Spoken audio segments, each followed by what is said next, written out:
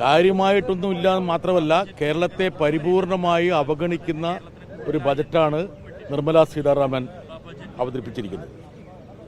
7 high speed railway കോറിഡോറാണ് പ്രഖ്യാപിച്ചിരിക്കുന്നത്. യഥാർത്ഥത്തിൽ ഇന്ത്യയിലെ സംസ്ഥാനങ്ങളുടെ പട്ടിക എടുക്കുമ്പോൾ എത്രയോ കാലമായിട്ട് ഒരു അർദ്ധവേഗ കോറിഡോറിന് വേണ്ടി അല്ലെങ്കിൽ ഒരു ഹൈസ്പീഡ് കോറിഡോറിന് വേണ്ടി വാദിക്കുന്ന ഒരു സംസ്ഥാനമാണ് കേരളം. ഇത് സംബന്ധിച്ചുള്ള പദ്ധതികളുമായി കേരളം മുമ്പോട്ട് പോയപ്പോൾ അതിന് വിഘാതം സൃഷ്ടിക്കുകയാണ് കേന്ദ്ര സർക്കാർ ചെയ്തത്. അതിനിടയിൽ ശ്രീ ഇ ശ്രീധരൻ പ്രത്യക്ഷപ്പെട്ട് ഒരു ഹൈസ്പീഡ് കോറിഡോറിന് ഗവൺമെൻറ് അനുമതി നൽകിയെന്ന് പറഞ്ഞ് വലിയ വീരവാദങ്ങൾ മുഴക്കിയുണ്ടായി. എന്നാൽ ഇക്കാര്യങ്ങളെക്കുറിച്ചൊന്നും ധനമന്ത്രി കമാന്തരക്ഷരം പറഞ്ഞിട്ടില്ല എന്ന് മാത്രമല്ല 7 കോറിഡോറുകളിൽ ഏറ്റവും കൂടുതൽ അതിവേഗ തീവണ്ടിപ്പാതയ്ക്ക് യോഗ്യതയുള്ള കേരളത്തെ പൂർണ്ണമായും വിട്ടുകളഞ്ഞിരിക്കുന്നു എന്നുള്ളതാണ് മറ്റൊരു ദൗർഭാഗ്യകരമായ കാര്യം.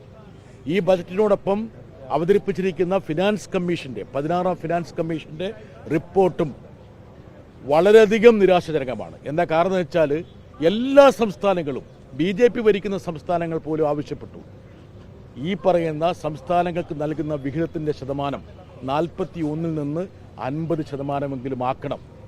അതായത് 75% ചെലവുകൾ വഹിക്കുന്ന സംസ്ഥാനങ്ങളാണ്. പക്ഷേ ആ 41 എന്നുള്ളത് 41 തന്നെ ക്ലിപ്തപ്പെടുത്തിയിരിക്കുന്നു. മറ്റൊരു കാര്യം, 6 ലക്ഷം 7 ലക്ഷം കോടിയോളം ഡ്യൂട്ടിയും സർചാർജുമായിട്ട് പിരിച്ചെടുത്ത് യഥാർത്ഥത്തിൽ ധനകാര്യ കമ്മീഷന്റെ ഈ വിഭജനത്തെ തന്നെ അസ്ഥിരപ്പെടുത്തുന്ന അതല്ലെങ്കിൽ അതിനെ ദുർബലപ്പെടുത്തുന്ന സമീപനം അവസാനിപ്പിക്കണമെന്നുള്ള ഒരാവശ്യമുണ്ടായിരുന്നു.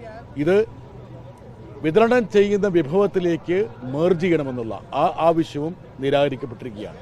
ഇപ്പോൾ നാളികേരത്തെക്കുറിച്ച് തേങ്ങയെക്കുറിച്ചൊക്കെയാണ് പറഞ്ഞിരിക്കുന്നത്. പണ്ട് റബ്ബർ ബോർഡ് ഉണ്ടാക്കിയിട്ട് കേരളത്തിൻ്റെ റബ്ബർ കൃഷി മറ്റ് സംസ്ഥാനങ്ങളിലേക്ക് കൊണ്ടുപോവുകയാണ് ചെയ്യുന്നത്. യഥാർത്ഥത്തിൽ ഈ നാളികേരം കൊണ്ട് ഈ തേങ്ങ കൊണ്ട് എന്താണ് ഉദ്ദേശിക്കുന്നതെന്ന് നമുക്കറിയില്ല. മാത്രമല്ല all India institute of medical science 22 AMS 2 AMS കിട്ടിയിട്ടുള്ള സംസ്ഥാനങ്ങൾ പോലുമുണ്ട്. എത്രയോ കാലമായിട്ട് പാർലമെൻറ്റിൻ്റെ തലത്തിൽ പോലും ആരോഗ്യമന്ത്രി എത്രയോ തവണ ഉടനെ ഉണ്ടാവും എന്ന് പറഞ്ഞു. പക്ഷേ അത് സംബന്ധിച്ച് നിശബ്ദതയാണ്. ഇപ്പോൾ ആയുർവേദത്തെക്കുറിച്ച് 3 ഇൻസ്റ്റിറ്റ്യൂട്ടിനെ കുറിച്ച് പറയുന്നുണ്ട്. അതിലും കേരളത്തിൻ്റെ പേര് ഇതുവരെ പരാമർശിച്ചിട്ടില്ല. അതും ഉണ്ടാകാനുള്ള സാധ്യതയില്ല. ഉൾനാടൻ ജലപാതയെക്കുറിച്ച് വലിയ വീരവാദങ്ങൾ മുഴക്കുന്നുണ്ട്. പക്ഷേ ഏറ്റവും കൂടുതൽ ഉൾനാടൻ ജലപാതയുള്ള കേരളത്തിൻ്റെ പേര് പരാമർശിച്ചിട്ടേയില്ല.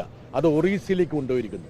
ഉൾനാടൻ ഗതാഗതവുമായി ബന്ധപ്പെട്ട ഷിപ്പ് റിപ്പയറിൻ്റെ കാര്യം യഥാർത്ഥത്തിൽ കേരളത്തിലാണ് കൊടുക്കേണ്ടത് എന്ന് ഏറ്റവും കൂടുതൽ ഉൾനാടൻ ഗതാഗതമുള്ളൊരു സംസ്ഥാനമാണ്. പക്ഷെ അത് വാരണാസിയിലും പറ്റ്നയിലുമാണ് കൊടുത്തിരിക്കുന്നത്. ആകെയുള്ളത് റെയർ എർത്ത് കോറിഡോറിൻ്റെ കാര്യത്തിൽ കേരളത്തിൻ്റെ പേര് പരാമർശിച്ചിട്ടുണ്ട്. അതായത് ഏറ്റവും കൂടുതൽ മിനറൽ റിച്ച്നെസ് ഉള്ള ഒരു സംസ്ഥാനമായതുകൊണ്ട് തന്നെ അവിടെ ചവറവിൽ ഉൾപ്പെടെയുള്ള നമ്മുടെ KML ഉൾപ്പെടെയുള്ള സ്ഥാപനങ്ങൾ പ്രവർത്തിക്കുന്നതിൻ്റെ പശ്ചാത്തലത്തിൽ കേരളത്തെ പരാമർശിക്കാതിരിക്കാൻ കഴിയാത്തതുകൊണ്ട് മാത്രം പരാമർശിച്ചിരിക്കുന്നു.